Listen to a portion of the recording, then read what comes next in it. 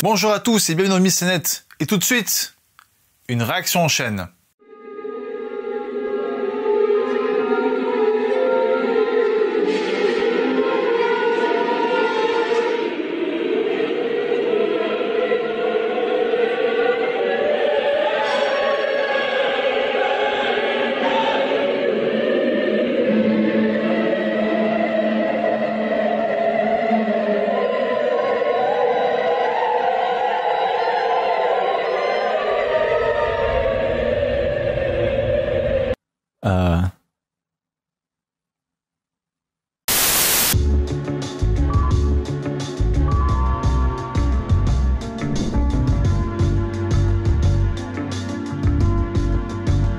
Ces vidéos étaient réalisées par Just Jargon, qui est une chaîne YouTube traitant généralement du YouTube anglophone et plus particulièrement états-unien.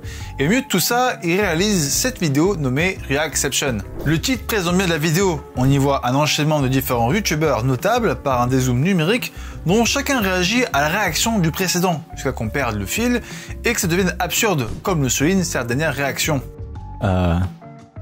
Le tout, bien sûr, amplifié par la musique et vraiment pas n'importe laquelle, celle du film de Stanley Kubrick 2001, l'Odyssée de l'espace, car il s'agit du morceau intitulé Requiem.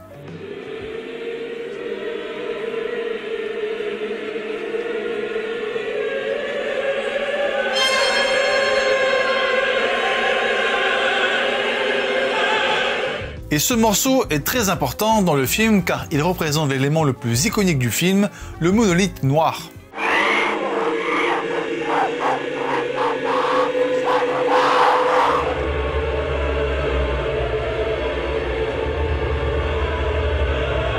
Pour parler très brièvement du monolithe du film, pour celles et ceux qui n'auraient pas vu le film, il représente une technologie très en avance sur la nôtre, tellement qu'elle en est indiscernable, et ce même quand l'être humain arrive à voyager dans l'espace en 2001. Mais ici, on va surtout s'arrêter sur cette musique du film, donc celle de la vidéo, qui se nomme en réalité, je cite, un extrait de la messe Requiem pour soprano mezzo-soprano de chœur mixte et orchestre par Giorgi Ligeti, un vrai bon titre de la musique classique ça. Du coup, comment cette musique est utilisée dans ces vidéos du Reacception?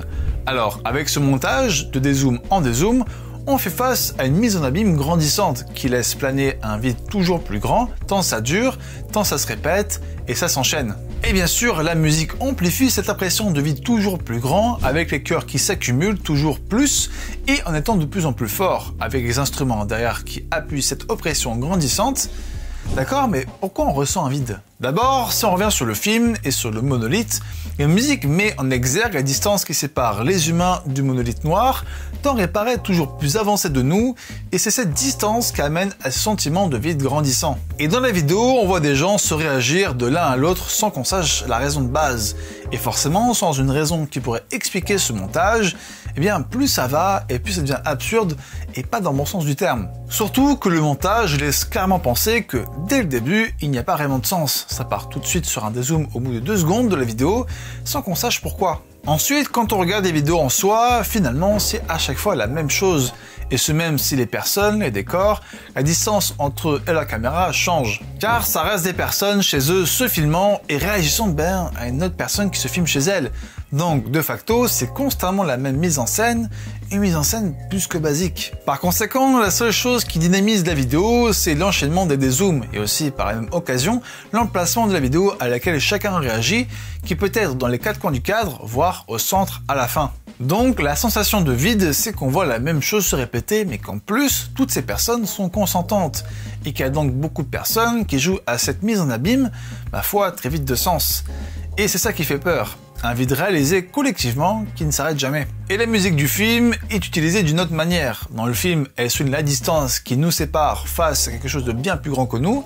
Et dans la vidéo, c'est pour illustrer une forme de pluie sans fond, sans cesse, plus absurde et plus profond. Ce genre de critique réalisée par une mise en scène vidéo n'est pas une exception quand il s'agit de critiquer les vidéos de réaction. Car justement, parmi les vidéastes qu'on voit, il y a par exemple Jacksfilm qui déjà avait formulé des critiques quant aux vidéos de réaction avec une vidéo type Reacception, très sobrement nommée « Je réagis à une horrible chaîne réaction ». Et dans cette vidéo, on voit le vidéaste Jinx et qu'on voit aussi dans la vidéo qui justement réagit à une musique de Jacksfilm qui lui-même du coup réagit à la réaction de Jinx, mais en réalité garde un sourire générique tout du long de la vidéo. Another one, another one, another one. Mais il a aussi fait une vidéo de type mise en abîme où il tousse en chaîne, montrant subtilement l'inutilité de ce genre de performance. Et que d'autres ont déjà souligné ce propos avec par exemple le vidéaste Wobzy qui se moque ouvertement des vidéos de réaction en surréagissant, y compris en faisant une vidéo Reacception. Bro, what the? I'm thinking about it. Yeah? I do need to use the restroom. C'est infernal. Et là, on voit des personnes faire ce genre de mise en abîme pour critiquer. Mais les Reacceptions, ça existe bel et bien, que ce soit chez la chaîne très populaire React, ou entre vidéastes pour des raisons avant tout de drama. Et puis, il y a des vidéastes comme MrBeast qui ont fait une vidéo du même genre pour avant tout faire parler de lui par une performance absurde, comme depuis toujours finalement. What's up guys? Today we're going to be reacting to Donald Trump. China? Wow. Ce même MrBeast a créé une chaîne uniquement de réaction à toutes sortes de vidéos, comme finalement beaucoup d'autres, car aujourd'hui, le genre de vidéo le plus populaire, c'est sans conteste les vidéos de réaction. Mais si ça a autant de succès, pourquoi il y a eu une si grande critique au sujet des vidéos de réaction? Eh bien, parce que derrière, il y a une question collective à la réaction.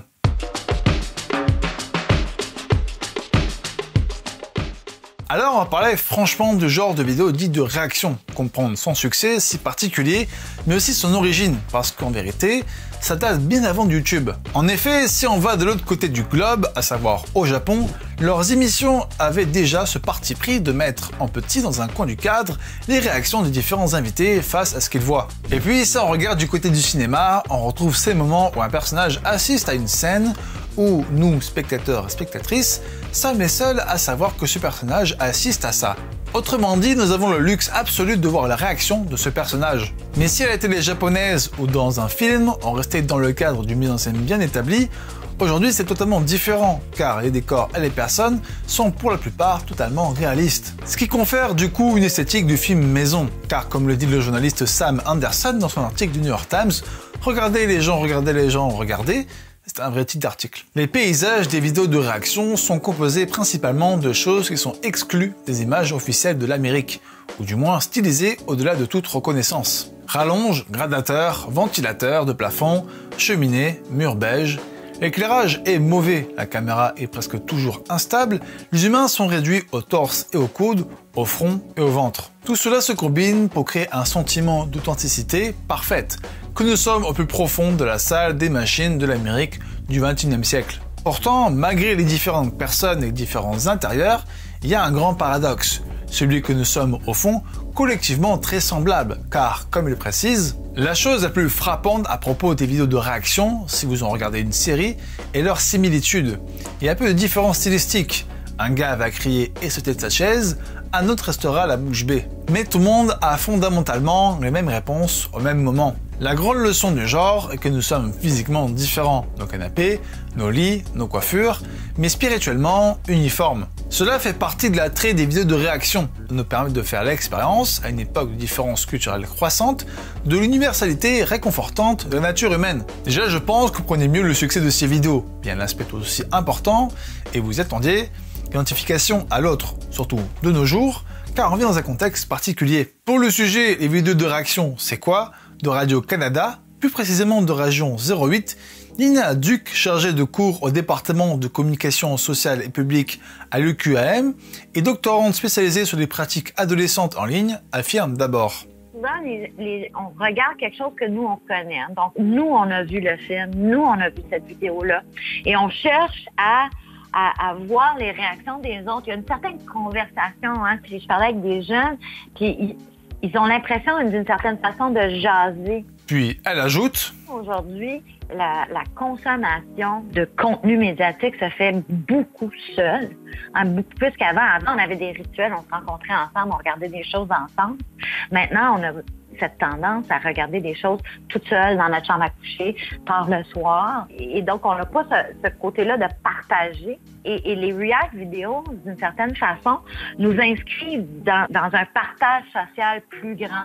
On regarde des jeunes qui regardent les mêmes choses que nous, qui réagissent comme nous. Donc, ça veut dire qu'à travers ces vidéos de réaction, on cherche des personnes qui nous ressemblent et qu'on a tous, si je peux dire comme ça, un réacteur favori ou une réactrice favorite, car il ou elle est, pour nous, l'étendard de nos propres réactions. Mais depuis le début, on parle de vidéos de réaction. Mais de quelle réaction on parle exactement? Ou peut-être que la question doit être, quelle est la réaction des vidéos de réaction?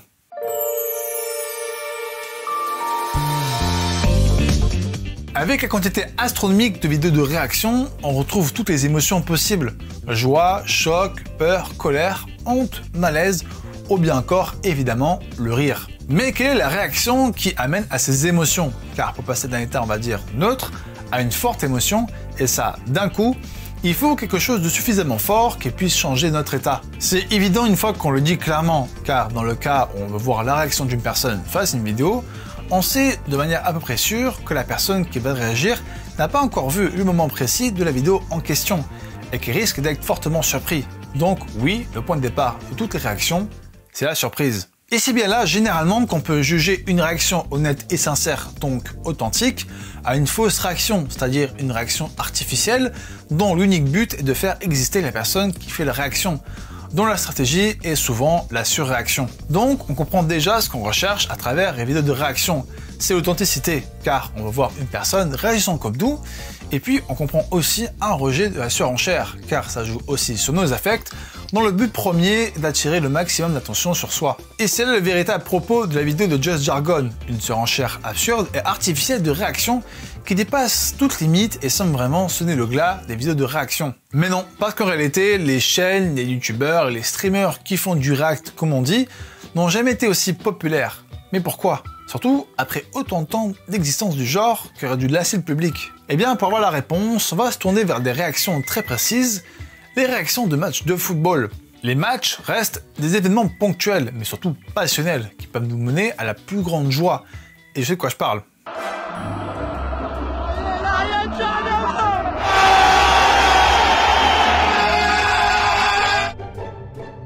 Et vivre une telle joie, c'est très rare. Alors, qu'est-ce qu'on fait?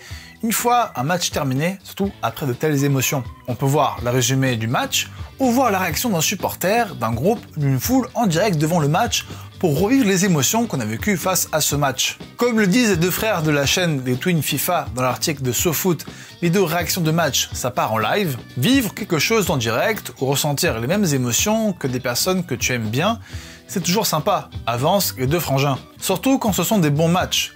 Les bonnes émotions, les gens ont envie de les revivre, même plusieurs semaines ou mois après. Ils n'hésitent pas à revenir et rechercher sur YouTube pour être dans la même vibe qu'au moment du match.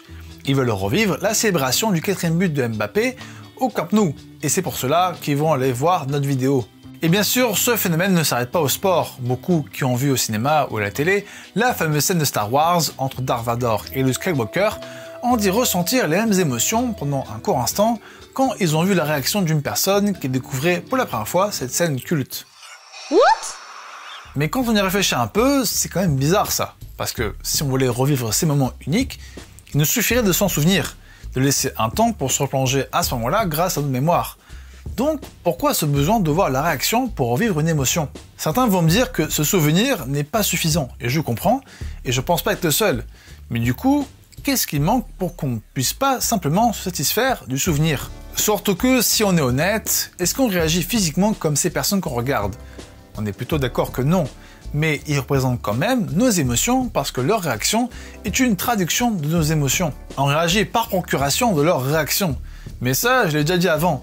Et surtout, c'est bien plus important. Déjà, on n'a pas qu'une personne favorite. Je pense qu'on a plusieurs, déjà par curiosité, parce qu'on se dit « Ah mais comment lui il a réagi ? Et elle en pense quoi ?» etc.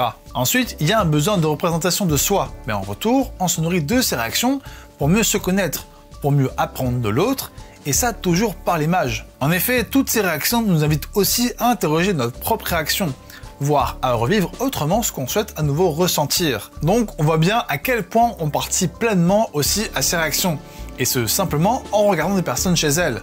Donc, autrement dit, l'image est le lieu de toutes les participations affectives.